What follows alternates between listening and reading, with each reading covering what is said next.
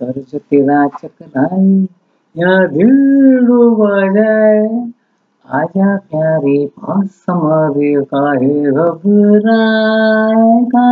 घबराए, सर्ज तेरा चकराए या दिल डूबा जाए, आजा प्यारे पास हमारे, काहे घबराए. मालिश तेल मालिश चंपे. नमस्कार नमस्कार मंडळी. हा, तर आपण म्हणत असेल असं वाटतं मला. काय झालं आता अमीर मंदिरमध्ये आमच्या एक तुम्हाला मी मागे बोलच करायचं लक्षात असेल माहिती नाही, एक म्हणजे मंदबुद्धी असा मुलगा होता, नॉन महाराष्ट्र पंजाबी होता काही. आणि तसं काय जसं आमच्याबरोबर तो वाढला, तो पण जाडा होता, तो आम्ही आमच्याबरोबर तो वाढला, जसं आम्ही मोठे झालो तसं तो पण वाढला, पण बुद्धीने त्याच्या बुद्धीचा काही विकास झालेला नव्हता. त्यामुळे तो असा काहीतरी इकडे तिकडे बडबड बडबड असा करायचा, पण अंगाने झाला मस्त काही मोठा झाला होता. तर त्याच्या तर आणि त्याला एक स्वभाव होता, त्याला कोण काय म्हणजे त्याला लक्षात द्यायचं की आपल्या विरुद्ध काहीतरी बोलतायत. तसं बघा मुख्यानं का बहिरे असते ना कानानं, त्यांना ऐकायला येत नाही, तर त्यांना आपण बोलतो काय आपल्या ओठावरनं ते ओळखतात की हा मनुष्य आपल्या बाजूने बोलतोय का आपल्या विरुद्ध बोलतोय. तसं त्यांचे त्याला काय माहिती नाही, पण तो अगदी त्या समजून घ्यायचा की हा काहीतरी आपल्या विरुद्ध. मग तो अगदी घाण्याशिवाय त्याचा असा आणि अंगावर बिंगावर जायचा. आणि तर अशा मुलगा तो, आणि त्याला जर कधी वाटलंच की ना एखादा, तर तो गच्चीवर समजा तो असेल, गच्चीवर मी खेळतो संध्याकाळी बरोबर गप्पा गोष्टी करायला, तो गच्चीवर असेल कोण असं काय झालं ना, तो सरळ एक पाय त्याच्या गच्चीची बाहेर टाकायचा आणि म्हणे जीव देतो असं म्हणे, जवळ खरोखर बॅलन्स तिथे हे करायचं. आम्हाला मग शेवटी त्याला काय बाची म्हणायचं आम्ही, म्हणजे ह्याचं नाव सुभाष, पण त्याला सुभाषी करता करता त्या घरच्या लोकांनी बाशी करून टाकलं बाची. मग त्याला मस्का लावायचो आम्ही, अरे असं नाही ऐसा कौन बोला, कौन कैसा करेगा, ऐसा कर कोई करेगा ना, आओ अच्छा आहे ना तू, अच्छा आहे ना, अच्छा करून त्याला त्याचा वरती आणायचो. आणि मग तो परत तिकडे असं शिवाय देत मग घरी जायचा. तर अशी ती गोष्टी.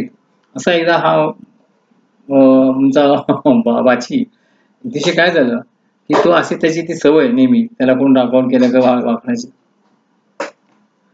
म्हणजे मी एकदा दुपारची वेळ होती आणि आईने मला चहा दिला. चहा म्हणाले प्रकाश चहा घे. मी चहा आणि बसलो होतो मी. मला काय काय तंद्री आली, काय कॉन्स्ट्रक्ट काय बुद्धी आली.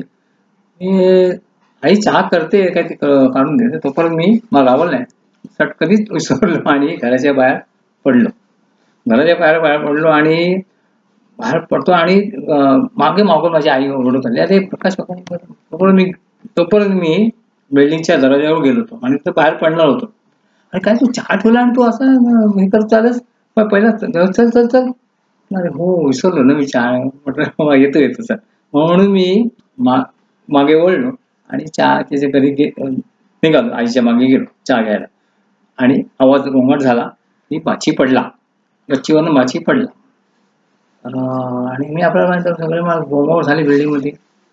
अरे बापरे, मी आपलं चहा पोहोचलो, इतकं ते सगळं झालं ना गोंगाट धावून झालं. मी आपला चहावर घेतला, त्याच्यावर काय ते ब्रेड असणार काय दिलं होतं तिने मला, ते खाल्लं वगैरे आणि सगळं झालं. म्हणून म्हटलं काय झालं बघायला, गोंगाट कसा झाला म्हणून मी बघायला गेलो. मग तो बाची जमिनीवर पडलेला असा निश्चित असा थोडासा होता आणि म्हणजे जिवंत, त्याला काय झालं नव्हतं पण असा पडला होता. त्यांचं मोठं डोकं वगैरे काही नाही, लोक सगळं जमली होती.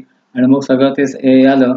मग घराचे त्याची तो असा मोठा भाऊ होता अशोक म्हणून होता तो, वर सगळे आणि वरच्या मधल्याची मंडळी पण चांगली, म्हणजे सगळे ते याच्याविरुद्ध आम्ही प्रेम करत होतो. ते सगळे धावत आले आणि मग त्याला चाललं मग. आणि मग डायरेक्ट त्याला हॉस्पिटलमध्ये नेला वगैरे. म्हणजे मला सांगायचं काय, गंमत अशी झाली की जर मी आणखीन 2 मिनिट आणखीन पुढे 2 मिनिट पुढे गेलो असतो म्हणे 5-10 पावलं, तर तो माझ्या अंगावर पडला असता आणि तो अंगावर माझ्या पडल्यामुळे मी मेलो असतो आणि तो मात्र आणखीन व्यवस्थित राहिला असता. तर कारण काय झालं माहितीये, जेव्हा तो म्हणजे बघा कसं हे असतं, तर आईने बोलवलं मला आणि मी गेलो मागे म्हणून तसं झालं, म्हणजे वाचलो मी. आणि सगळेजण मग ते म्हणाले ना की प्रकाश तुझं सगळं, अजून सगळे मला बोलतात ते. आणि मग ते गेलं हॉस्पिटलमध्ये नेलं त्याला, की हॉस्पिटल रात्री 12 वाजता त्याचे सगळ्याची बिल्डिंग जागी होती आणि विचार करत होते काय झालं म्हणून काय. तर बघतो तर मग नंतर आली त्याच्यात भाऊ आला की नाही कुठे, हां की बाची बरं आहे म्हणून, तसं काय झालेलं नाही. त्याला डॉक्टर उचलला आणि त्याला चाला बेरायचा प्रयत्न केला, तो थोडंसं पावलं टाकते तर मग काय तो वाचला. अशी गोष्ट आहे. म्हणजे बघा कसं असतं ते. म्हणजे त्याला असा तो मंदबुद्धी, घरी आपला तो एक घरच्या लोकांना म्हणजे एक चिंता होती तिचं कसं आहे.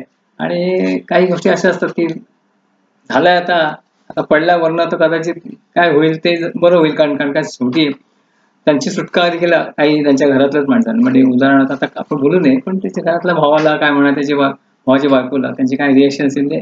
कारण आम्ही गेलो जेव्हा सांगाल त्याला की बाबा त्याला झालाय व्यवस्थित, येतो काय प्रॉब्लेम आलेला नाही, व्यवस्थित घरी येईल तो. तर आईला तर आनंद झाला.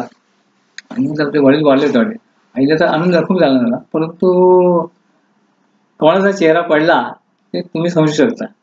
तर चला ठीक आहे, उद्या भेटूया आपण. नमस्कार.